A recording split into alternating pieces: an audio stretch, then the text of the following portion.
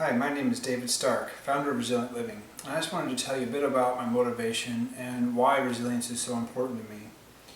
As I grew up, I was raised by a father who grew up in a small remote country in Africa where they didn't have 911 or hardware stores, so they had to learn how to be resourceful and resilient and just deal with whatever problems came about.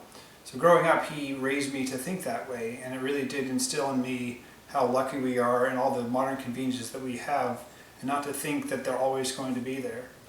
Also, my mother, she was a big influence in my life. She's the one who taught me about compassion, just loving people, protecting people, doing whatever I can just to make life better for everyone around me. And those lessons definitely still stick with me today, but sadly, she developed a degenerative disease, and we went to a lot of doctors, and a lot of solutions were not working. So we did a lot of research, and we learned a lot about alternative health and alternative medicine and a lot of natural ways to heal things, and she lived more than a decade longer than any doctor gave her the time to live. And so that's a knowledge that we want to pass on, just getting the toxins out of people's lives and helping them with nutrition and infections and all those different things. So that is a big part of resilient living. As far as formal education goes, I have a degree in kinesiology and business, which basically is the study of human movement and ergonomics. So also with first aid, I have a lot of experience with that as a lifeguard for many years, and I'm a member of the Civilian Emergency Response Team, which is an extensive ongoing training for disaster preparedness and everything involved.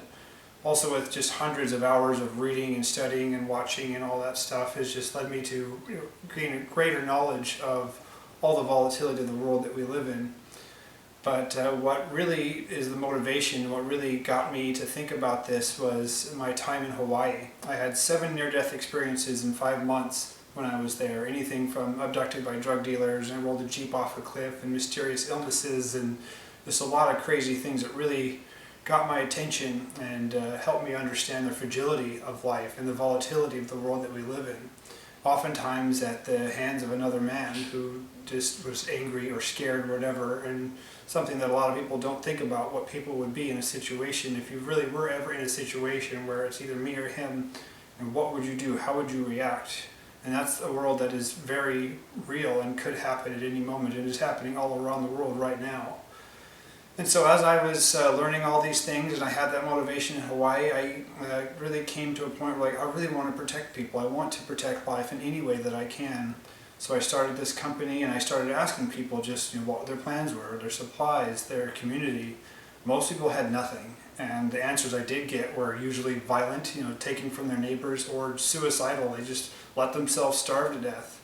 And that just doesn't sit well with me. I want to protect people, and I want them to have what they need in case of an emergency or disaster or whatever happens. Just make sure that their hearts beat and their families eat for as long as they can. And so for the rest of my life, I will help people just become more resilient, think about those thoughts, get prepared and equipped and inspired to do what it's necessary to take care of their families. So I just please encourage you to join me and engage in my website and with me and the rest of my growing community that is part of Resilient Living.